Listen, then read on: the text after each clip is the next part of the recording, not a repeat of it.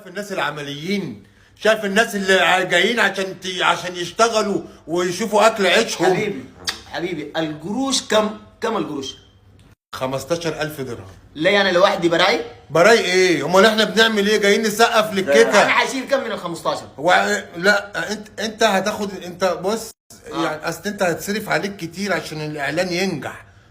يعني هندي لك 4,000 درهم.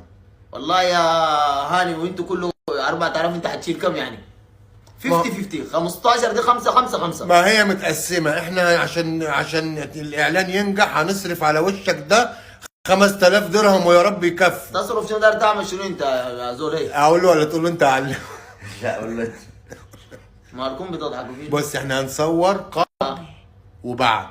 ما في مشكله. ده مركز تجميل؟ لا مستشفى يعني. مستشفى ها؟ قبل وهنصور بعد.